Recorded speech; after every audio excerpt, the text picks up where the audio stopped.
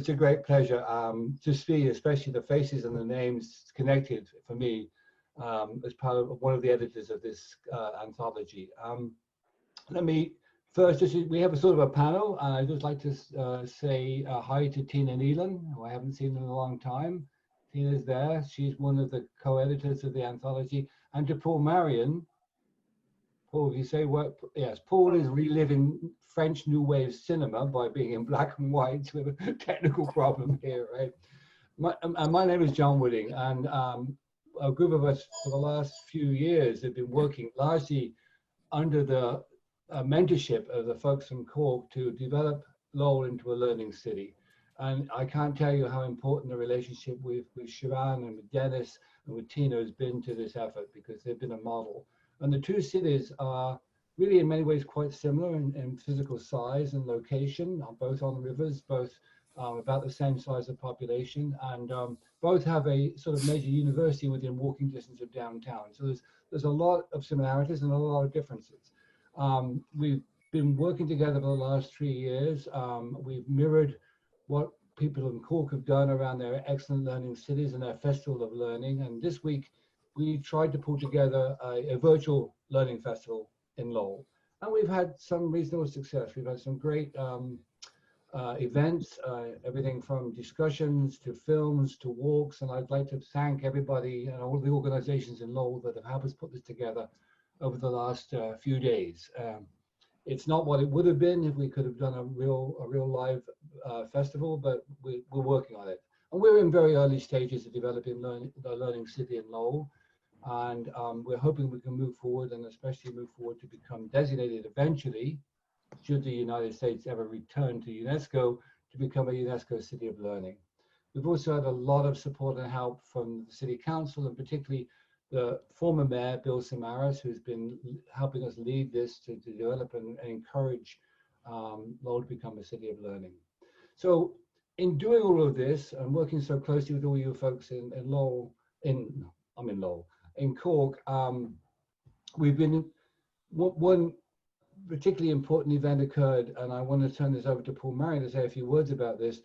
Paul came to me with an idea about doing an anthology of the great writers in both cities, which I thought was a wonderful idea. So Paul, could you say a few words about how you got this to happen? It's only about 18 months ago, I think. We did this in record time.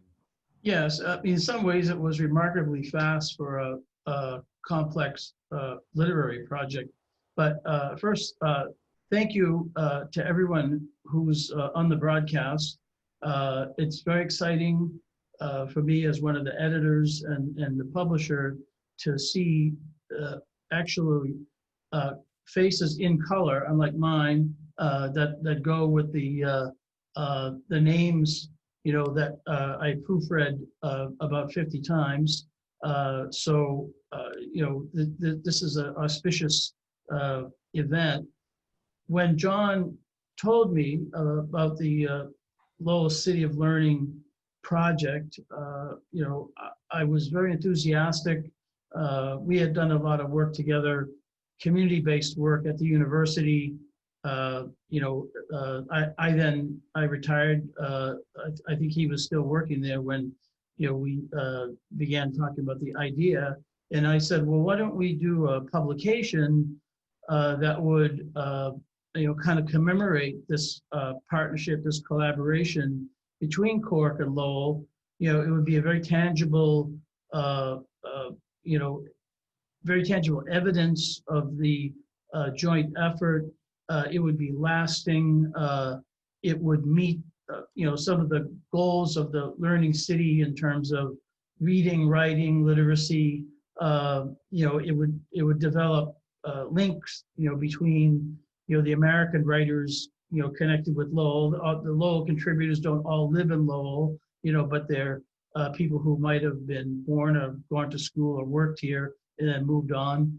And I was very intrigued with the idea of making this international sort of bridge, you know, to the writers in Cork. And so we just set about doing it, and you know, we had great you know, partnership with Tina, and then you know, all the writers started to show up. It was a wonderful opportunity for the writers on this side. We worked hard to get young writers in particular. We've got two of them who are in the book who are on with us today, at least two of them. What we hope is that it's the start of something that will go on, that will yield things that we don't know of at this point. The virus, sidelined us. Otherwise, we would have had a charter plane with people going over to Cork, and we were talking about raising money to bring Cork writers to Lowell for short residencies. But the book, it's not like a half gallon of milk. It doesn't have an expiration date. And so we still can be working on all these things as we go forward and when the virus fog finally lifts. Thank you, Paul. And I should say, Paul is a noted poet himself and writer. He's a specialist on Jack Kerouac, been a long-time promoter of arts and culture in Lowell, and he's the proprietor of Loom Press, which published this work. And he's my dear friend, and we've been working together for nigh on 15 years at the university and the community.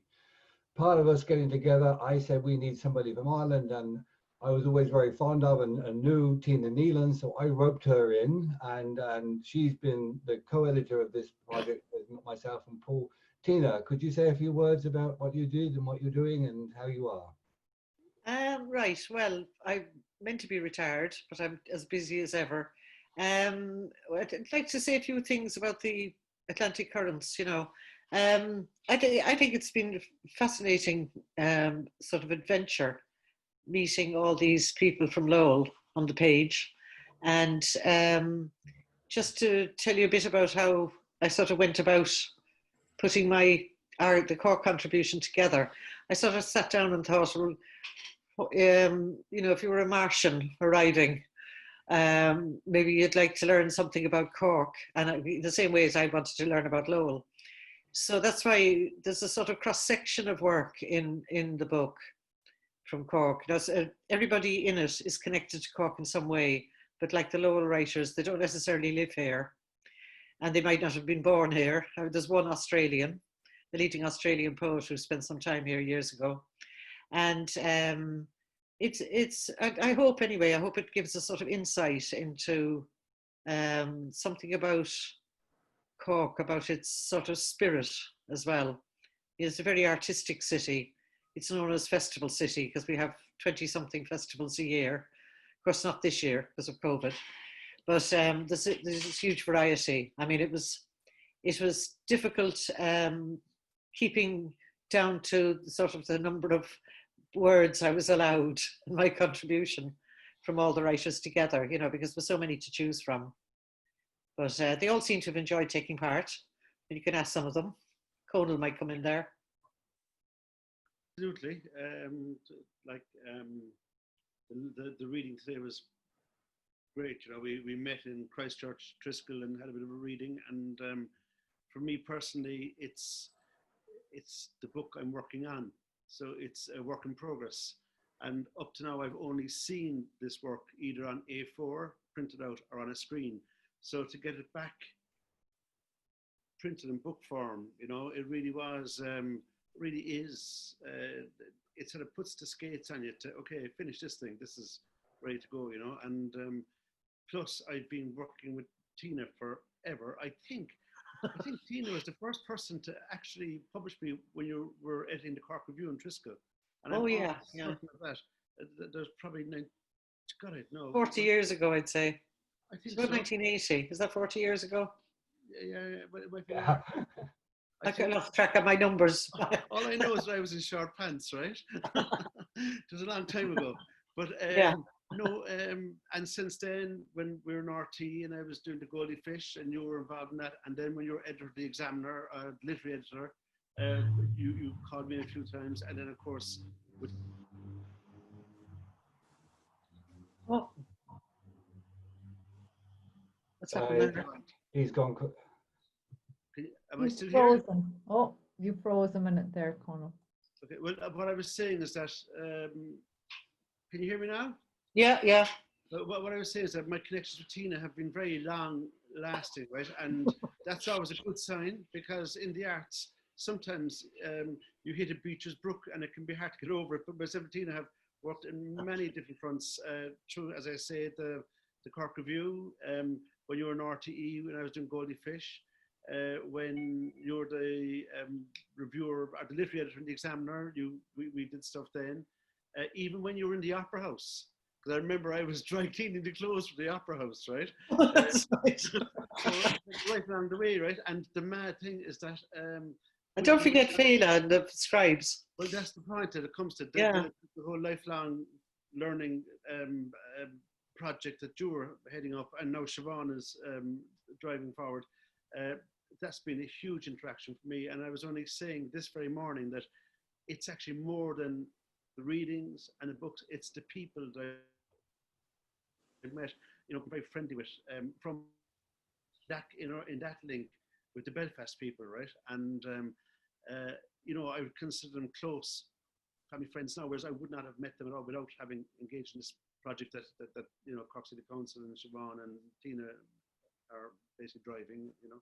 So Okay, that's if I may, can I just cut you off before you go through the whole 40 years, because this is great, but I give away some time, so I apologize for cutting you you're off. good. I'm finished.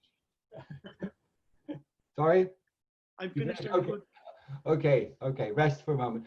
While we're on here, I just noticed that I believe the Lord Mayor of Cork is on the Zoom, and I would like to just welcome him and to thank him for the wonderful welcome you gave us by video. It was a delight.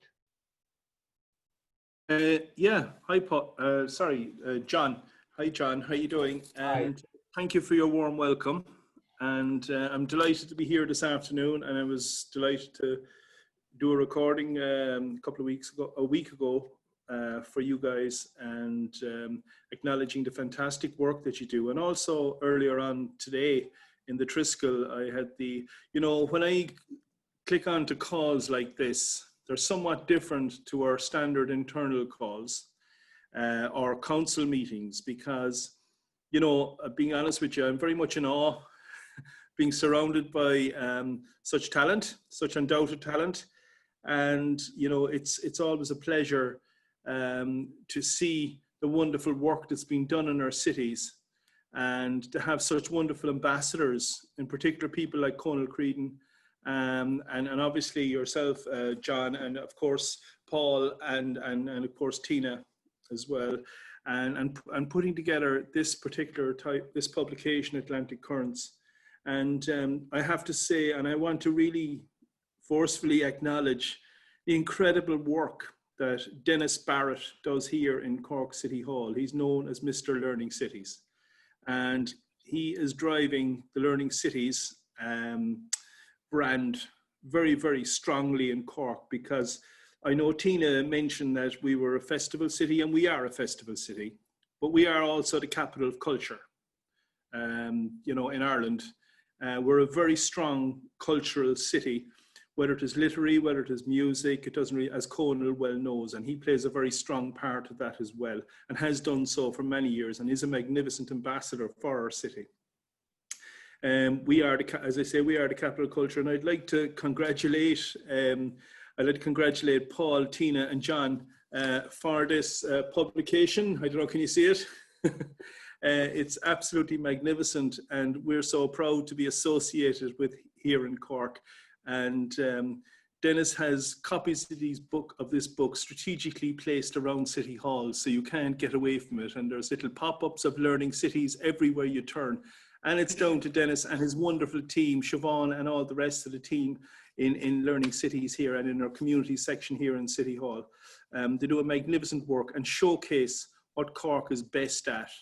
You know, and finally, I just like to say that we're living in very strange times, very difficult times. And, but I'm delighted to see Cork and Lowell collaborating so strongly, and you know, and pooling the undoubted talents that exists in both cities, and pooling the best of what both city has to offer from a cultural and literary perspective. And you know, this book, Atlantic Currents, really is an example of this, and I wish you every success with it, which I've no doubt it will be successful, and I look forward to further successes after that. As I say, The sooner we can all get together in person, the better. And I know I've spent most of my day talking to computer screens. And I said to my man in the car as I was coming up, as I was leaving the car, I said, I'm going up now to Zoom. I feel like Lewis Hamilton. I'm zooming here and I'm zooming there, you know, and it's sometimes, you know, and I'm a people's person, just like Conal as well. And we like to meet people on a regular basis. And it was so refreshing to go over to Triskel earlier today and see people, see 20 human beings inside in a building. I know we were all masked up and everything that goes with it. But by the same token, it was so refreshing to see people connecting with people again. And you're doing that with this book in so many different ways. And I had a read through it the other night, not all of it, but just bits of it. And it's definitely a magnificent publication with such incredible variety. Even I can understand some of it. And I wouldn't consider myself a literary expert in any shape or form. But as I said to you at the very outset, I'm very much in awe of each and every one of you for the fantastic work that you do and the contribution you're making to the strong links that we hope to carve really between Cork and Lowell and further again, if we can do that. So thank you very much for the privilege of inviting me on this call this afternoon. And I wish you every success and best of luck moving forward. I look forward to listening to what you've got to offer now. Thank you. Thank you very much. Thank you. Great, thank you. More than welcome. So I think without further ado, the plan for the rest of this session is for us to show a few videos we have, recordings of some of our writers from both sides, from Cork and Lowell, reading from their work, and open that up to some discussion or comments with the writers so we can be informal after that point in time. Hi, I'm David Daniel, and I'm reading a piece from the Atlantic Currents anthology. This is called 2,860 Miles in Lowell. Roughly the distance from Boston to Los Angeles, or back and forth to New York City 7 times. That's how far we went. But this wasn't a lengthy road trip. These were unmapped city miles, walking miles, accrued at about 10 per week over fall and spring terms across 11 years as my students and I poked into the nooks and crannies, alleys and courtyards, rooftops and riverwalks of this fascinating old mill city. As a teacher at the Lowell Middlesex Academy Charter School, part of my responsibility was to see that students got regular physical exercise. The class was called Mind in Motion, and in the absence of a gymnasium, the city was our gym, our library, our laboratory. We met last period of the day. I'd take attendance, and off we'd go. Some afternoons we'd ball up at one of the public courts or in the gym at the Hellenic School, or play soccer behind the Tsongas Arena. For a time I had a co-teacher, and she and I would alternate taking a subgroup of the class on runs. Most of the miles, though, were walking, autumn to winter to spring, open to the gifts of the season. And oh, the things we saw. Everything afforded opportunities for learning. Markers, plaques, and gravestones taught history. Campaign signs were civics lessons. Ethnic neighborhoods spoke of sociology. Sunlight and shadow on old brick walls gave us art. Walks along the rivers and canals where we saw beaver, great blue herons, turtles, and carp taught ecology. And there were the geometries of downtown buildings and intersecting alleys. Once we watched a large foam sea snowman floating down the Concord River on the spring flood, bound for the Merrimack, his carrot nose upthrust like an orange mask. A meditation perhaps on impermanence.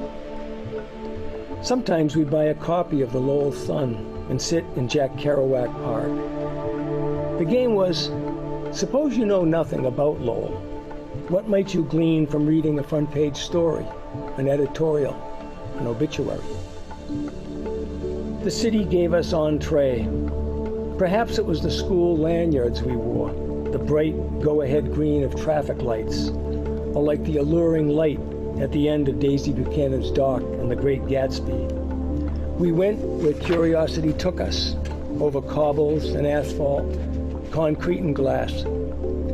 If no sign expressly forbade it, we often entered, always respectful, quieter than a gaggle of high school students might be expected to be.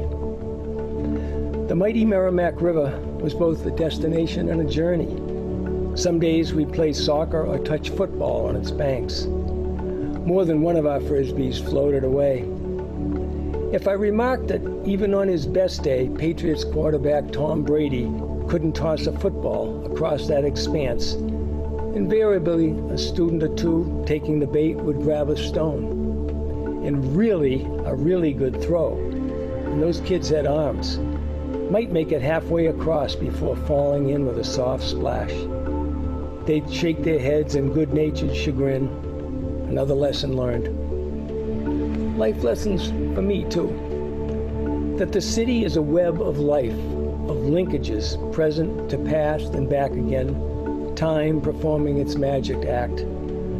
A place where grunge coexists with gloss, and both keep company with beauty. A monument, not only to those who built it and shed blood for it, whose names are everywhere, but to us who sustain it by living here now.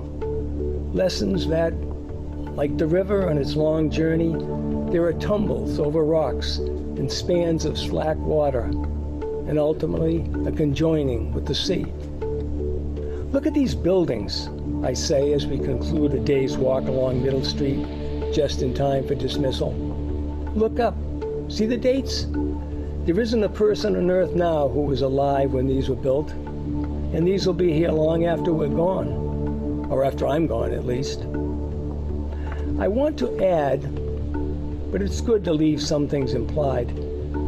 Make this place a choice, not a sentence. Live here because maybe you've been away for a while, off to college perhaps, or national service, or a job, or for the grand adventure of love. And something in it called you back. Then, more than just a city, it's a home. Thank you.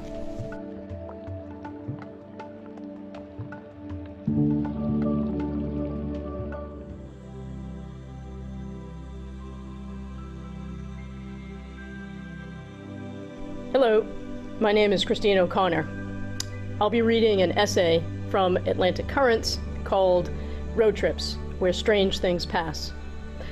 Part of that title comes from a line in a poem by Seamus Heaney called Postscript. And the essay attempts to explore the effect that poets can have on us as readers, and how a poem can move from the textual to the actual, to the everyday. Road trips, where strange things pass. On a hot July day, away from the crowds and stickiness of O'Connell Street, I tucked into the old Bank of Ireland building for a Seamus Heaney exhibit called Listen Now Again. I had just flown in from the States and was at the start of my vacation. That evening, I was going to a 70th birthday party, and the next day, myself and two cousins, Marie and David, one Irish, one American, were leaving Dublin for an extended road trip in Scotland. Inside was Heaney's desk, plain and simple, and under glass, the many written pages of his poems. I saw his sometimes hurried handwriting, the strikeouts and arrows redirecting readers from misplaced words. Sitting on a shelf was a lamp once owned by Yeats and later purchased by Heaney. What writing its light must have reached. On a chalkboard were the last words he ever wrote. It was a message to his wife, although I like to think it was meant for a wider audience. Translated from the Latin, it means, "Don't be afraid." And here and there were reminders that the words he used to describe the struggles of his day remain relevant to our own. But it was his poem Postscript, reprinted on the wall of the exhibit, where I lingered most, reading it over several times, listening to it again and again. And sometime, make time to drive out west, it begins. The poem was written after a drive the Heaneys took along the flaggy shore of Clare with the playwright Brian Friel and his wife.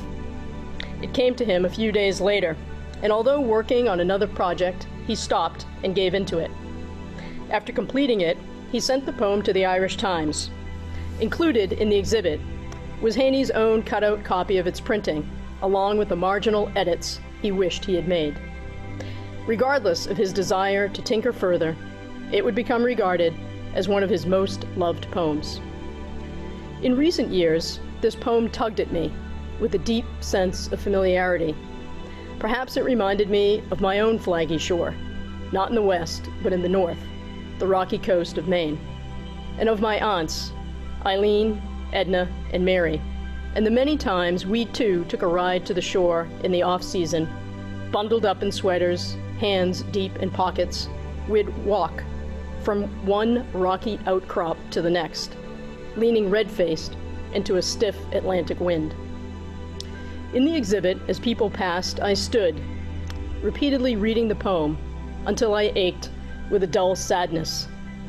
"Are we set yet, Chris?" said my cousin Marie. "Yes," I said, "just another minute."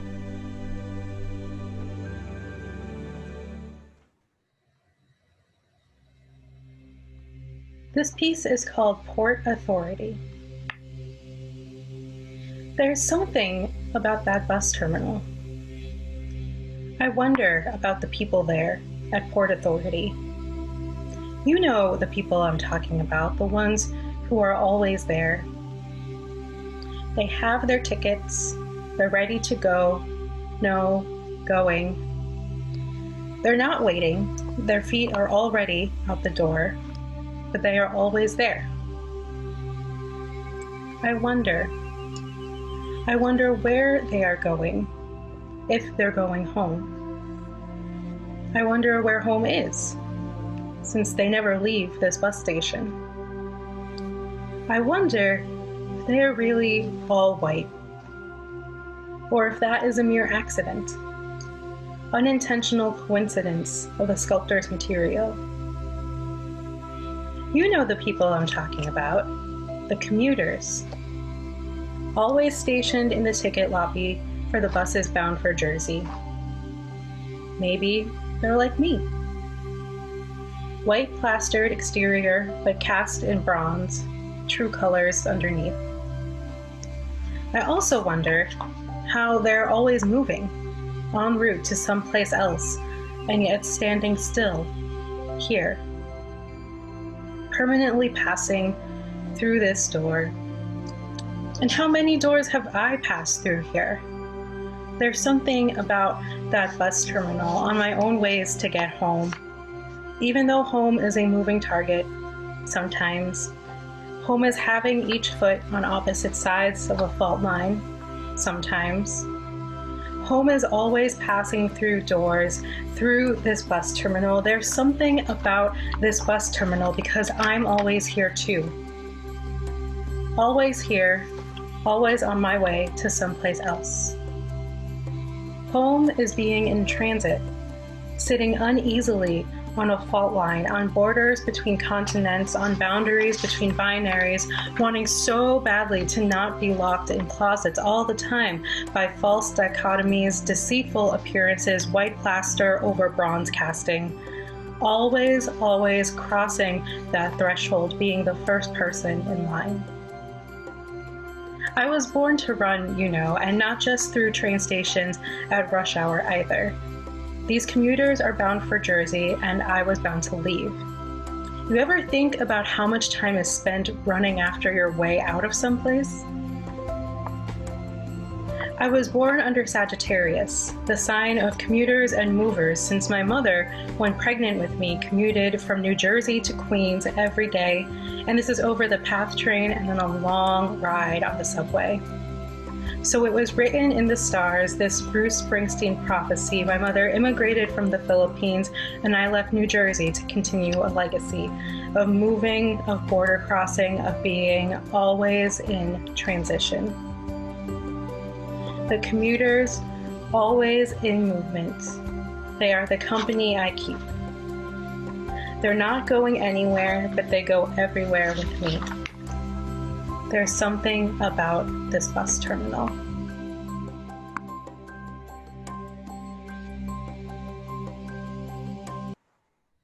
That's wonderful. Resi, I see you're on. Could you just say hi to everybody? Or are you? Resi. Hi, thanks for having me.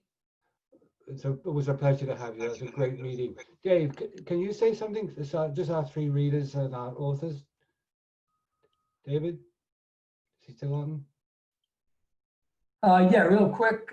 This is great. John, I know you're a huge Beatles fan. But I'm thinking of Paul McCartney's, hands across the water, heads across the sky. This connection with the cities of Cork and Lowell is terrific. And thank you certainly for putting it together and for all of the other artists that have been involved in it. It's a great project. Thank you so much. Thank you, Dave. I really liked your piece. Lovely piece. Christine, could you just say hi if you're still on? Sure thing. It's technically still morning here, so good morning and afternoon to everyone. And I would just echo the comments by Dave Daniels and others as to what a pleasure it was to be involved in such a great project, and just a thank you to all the hard work that went into making it happen. Thank you, Christine. It's great. That's great. Thank you. So let's turn to our friends in Cork. Welcome to Cork and to Triskel Christchurch. My name is Tina Nailon and I'm the Cork editor of Atlantic Currents. I'll tell you about Triskel shortly, but first I want to tell you a little about the history of this building, Christchurch. There's been a church on this site since 1050. The first was Danish, the second was Anglo-Norman, and the current building is the third, built in the 18th century. A Reverend Philip Townsend gave the first sermon in the new church in November 1720, almost exactly 300 years ago. Over the centuries, a number of important events have been held or witnessed here.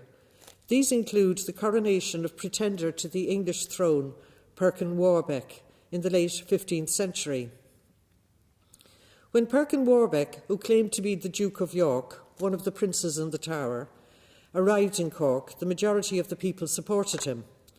It's because of this apparent support, or so the story goes, that Cork became known to the English as the rebel county, something its inhabitants are proud of to the present.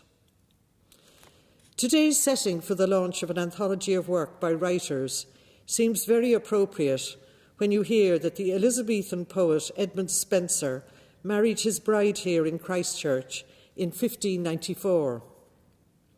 Spenser is best known for his epic poem The Fairy Queen, an allegory celebrating the Tudor dynasty and Queen Elizabeth I. And students of literature may also be aware of his Epithalamion, an ode written to his bride, Elizabeth Boyle, on their wedding day here. Christchurch was deconsecrated as a Church of Ireland building in 1979 and bought by Cork City Council. It housed Cork City Archives for a number of years before becoming the home of Triskel Arts Centre. Today, Triskel Arts Centre is a vibrant cultural hub in the heart of the city, and it celebrated its 40th anniversary in 2018. Since 2011, Christchurch has been its main auditorium, a multidisciplinary space. It hosts concerts and other events like this one, screens films here and displays exhibitions. Derived from the Greek word triskeles, and apologies to Greek speakers, meaning three legs, the triskel or triple spiral is a complex ancient Celtic symbol, which it is believed signifies energies, and you find the symbol on many ancient monuments throughout Celtic lands. When Robbie MacDonald founded Triskel back in the late 1970s, he chose the Triskel as its logo to represent the different branches of the arts: music, literature, theatre, visual arts, including painting, sculpture, film, and also how we express ourselves through them and interact with them: the ear, the eye, and the mouth. The way the three spirals overlap with each other is an ideal way of demonstrating how all the arts are interconnected. My first experience as an editor was in Triskel, where I worked for a couple of years way back in 1980, when I was invited by Irish poet Paul Durcan, to take over as editor of the Cork Review, which was published by Triskel. During those years, I came across some of the people whose work appears in Atlantic Currents. I've had many different careers over the years, including being books editor at the Irish Examiner, the national newspaper based here in Cork. Some of the contributors to the anthology I came across through my work there also feature. From 2004, when it was founded, to 2017, when I retired, I was the coordinator of the Cork Lifelong Learning Festival. Over those years, the festival grew from about 65 events over 3 days to over 600 over a week. The festival grew slowly over the years, adding new participants and others increasing the range of events they offered free to the public. Cork's Festival of Lifelong Learning twinned with Féile an Phobal, Festival of the People, in West Belfast in 2010. Féile was set up over 30 years ago to counteract negative images of West Belfast during the Troubles and to celebrate the area's creativity. Among the projects our two festivals have developed together are mural painting and the building of traditional boats called curraghs and learning to row them. In Cork, during the Lifelong Learning Festival, we also copy one of Féile's events, Scribes, which features writers reading from their works. Since the Lifelong Learning Festival began in 2004, and in particular since UNESCO's recognition of Cork as a learning city in 2015, there have been many contacts with other cities interested in following in its footsteps. Some have founded their own festivals of lifelong learning. Others are developing initiatives to foster a culture of learning in their cities. Among them are Limerick, Belfast, Dublin, Windham in Australia, Burnaby in Canada, and of course Lowell. That is how Atlantic Currents came about. John Wooding from Lowell came to Cork with a group visiting University College Cork in 2016, and it happened to coincide with the Cork Lifelong Learning Festival. Since then, it has been good to hear how Lowell is developing as a learning city. When publisher Paul Marion and John in Lowell came up with the idea of publishing an anthology of writing from both cities, I was delighted to be invited to edit the contribution from Cork. The Atlantic Currents anthology subtitle is Connecting Cork and Lowell. They are two communities equally committed to the values and goals of UNESCO's Cities of Learning programme. The idea behind the anthology is to introduce the two cities to each other, and so the collection includes pieces on the histories of Lowell and Cork, together with work by established and emerging poets, short story writers and novelists, journalists, prose writers, and personal responses to life in Cork and to Lowell. It was both easy and difficult choosing the writers, as I had so many to think about, but obviously I couldn't ask all those I'd come into contact with over the years to contribute. I also wanted to include some younger writers who hadn't crossed my path. What I did was ask myself, what would I like to learn about Lowell?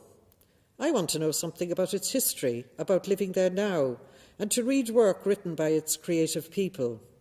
I imagine people reading the collection in Lowell want the same and hope they feel it's been fulfilled. My selection is a mixture of journalists, poets, writers of essays, fiction, of short stories and novels. You will hear from three of those writers, Colette Sheridan, Thomas McCarthy and Conal Creedon, as representatives of the contributors.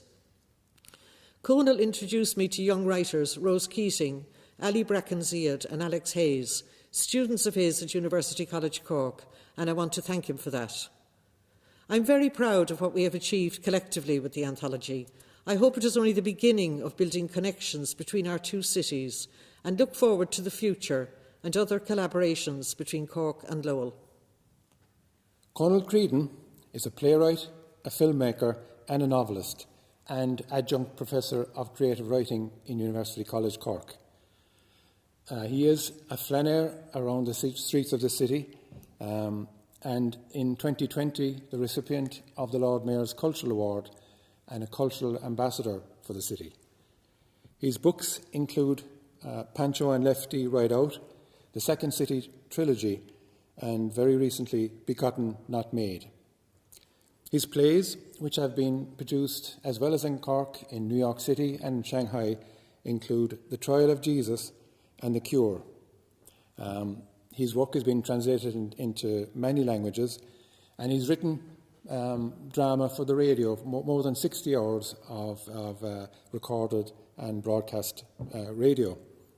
While quintessentially of the city, his family heritage connects him with the area of Ivlera, a traditional Gaelic area in the west of the county, and that was the source of his acclaimed biography of Michael O'Leary, of a World War I hero who won the Victoria Cross. Conal Creedon. Just to say, I'm delighted to be part of this anthology, and thank you very much for including me, and thanks for the lovely introduction, Liam. The piece I'm going to read, it's from a book, the book I'm working on at the moment, called Glory Be to the Father, and I suppose the essence of it really is 3 or 4 generations of a family who haven't really had a father figure, and how they cope with it. So I'll just give this a run. It's lovely to see it in print because the book isn't printed yet. So thank you, Tina, for including me. Here we go. 'Tis the things we has in common that makes us a family. That's what Uncle Jojo said. Me and my mam had one thing in common. Neither of us knew my dad. He fucked off before I was born. He didn't even stick around long enough to know her name or see my face. In fact, now I think about it, me and my mam had 2 things in common, because neither of us knew her father either. 6 months before she was born, her own father, my grandfather, walked. He just walked out the door, never said goodbye. Somebody said he was spotted heading across Patrick's Bridge, but that was the last they ever heard of him. It can't have been easy for my mam when she found herself pregnant. She was only 16 when it happened, for Christ's sake.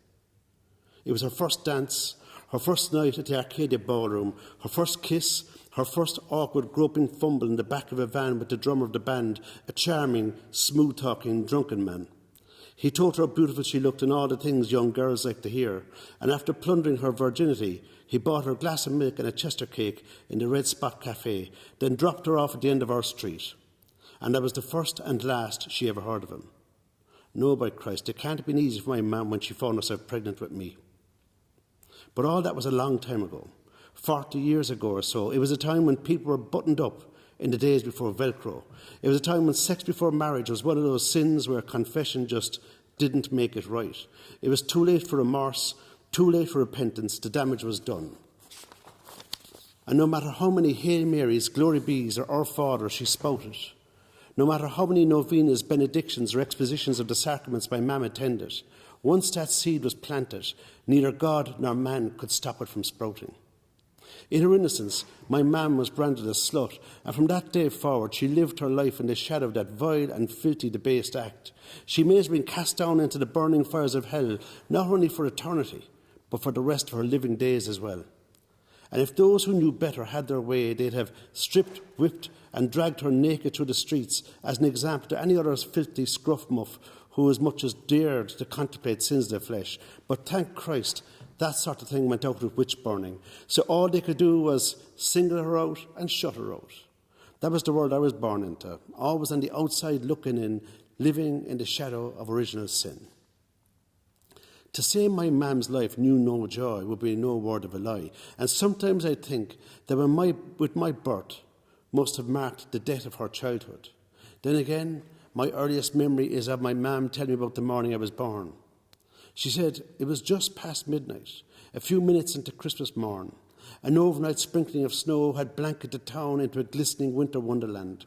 Uncle Jojo had a fire in the grate, belching out smoke and sending sparks up the chimney like a spray of shooting stars into the darkness, announcing my birth to the city and the world.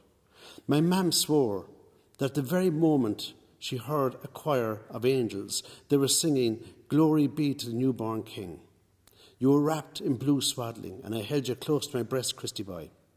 So perfect, so pure. I knew there and then that you were the most special child in the whole wide world. You were my little prince, a prince of princes. Your Uncle Jojo reached out to hold you, and he took you in his arms, and Jesus, he just cried like a baby, so he did, and he kissed you all over, from the crown of your head to the tip of your nose. Then he held you at arm's length, studying your perfectly formed limbs, counting your fingers and toes. Look at his arms, he said. You mark my words, sis girl, one of these years he'll make a fine hurler, I swear. I think we should call him Christy. Christy after Christy Ring. We're not calling this beautiful child after no hurler, she said. Not just any hurler, said. Christy Ring is like God, for God's sake. It's Christmas morning, Jojo. A boy child born Christmas morning. There's no way I would call him after no hurler. For Christ's sake, sis, you're not going to call him something daft like Jesus, are you? My mum thought about it for a second or two. Maybe we could call him Christy, she said. Christy after Christ. Fair enough, said Uncle Jojo. You call him Christy after Christ, and I'll call him Christy after Christy Ring. And that's how they came to call me Christy. Christy Buckley, the boy with no dad. All my life I'd watched my mum and Uncle Jojo fight like cat and dog. He'd say white, she'd say black. He'd say yes, she'd say no. They couldn't agree to agree, they couldn't agree to disagree. So it made me wonder how they managed to agree so easily to name me Christy. Then again, this town was never a winter wonderland, and our grate was always bare. No sparks like stars lit up the dark sky that Christmas morning, announcing my birth to the city of the world. God knows, the piece of the jigsaw didn't quite fit, but the picture created in my mind was beautiful, and I loved that story. The story of my birth, it was gospel in our house. And if my mam swore she heard the angels sing, Glory be the newborn King, well, I've no reason to call her a liar. But it crossed my mind that maybe the angels she heard that night, that Christmas morning, were the men of the St. Luke's choir staggering home from the Bellevue bar. And maybe because my mam lived such a joyless life, that I loved that fairy tale of my birth. For once she saw the sense in nonsense. For once she was willing to drop her guard, banish reality, and allow her imagination run wild. God only knows what would have happened to me and my mam without Uncle Jojo around to keep an eye out for us.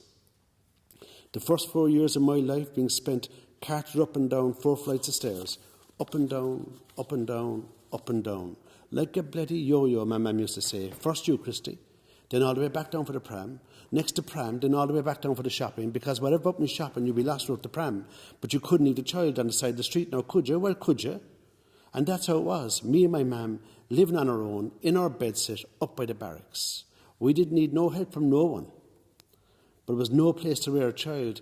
Queerhawks beneath us, students above us, walking across our ceiling, looking down on us. They were looking down on me, for Christ's sake. Couldn't swing a cat, drafty, damp, belching out smoke, praying to God that the bedclothes would dry, like a bloody yo-yo, up and down, up and down, up and down. The following Christmas, me and my mam went to visit Uncle Jojo for my first birthday. We stayed for a week. The next year we stayed for 2. By the time my 3rd birthday came along, me and my mam going to Uncle Jojo for Christmas became a family tradition. And for a family with few traditions, Christmas with Uncle Jojo was one of those things we clung on to. A good man, your Uncle Jojo, loyal and true, my mam used to say. He always kept an eye out for me, even before you came along, Christy, always saying we should move in here with him. But sure, you and Christy is the only family I has, sis, Uncle Jojo would say. Eventually, Christmas became New Year. New Year became St. Patrick's Day. St. Patrick's Day became Easter and on into summer. And by summer's end, Christmas was only around the corner again. I was thinking, sis, he said, it's pointless you paying rent up in that little bedsit when you and Christy spends most of your time down here. And that's how we ended up moving with Uncle Jojo. Christmas, funny time of year is Christmas. It's enough to put the head spinning and the mind doing somersaults. It's a time when bygones become bygones and those dead and gone are remembered. It's a time when the pain of loneliness finds comfort in candles and fairy lights and the lonesome sound of Shane McGowan singing of fairy tale nights. It's a time when the mind wanders to days of childhood when everything was perfect in the world. It's a time when memories become myths and the magic of belief is restored. And I suppose that's Christmas. It's a time of belief. And maybe that's why every man and woman, boy, girl, cat and dog from the 4 corners of Christendom will claw over each other just to get their legs under the table where they were reared. It's a time when all the world stands still for just one day to celebrate the birth of Jesus Christ. And me and Jesus Christ have a lot in common. After all, that's why my mam called me Christy, in memory of another fatherless boy who, just like me, was born on Christmas Day. Colette Sheridan is a freelance arts and features journalist who worked for many years with the Cork Examiner, later the Irish Examiner, doing theatre reviews and book reviews. She still writes for that paper occasionally on those subjects.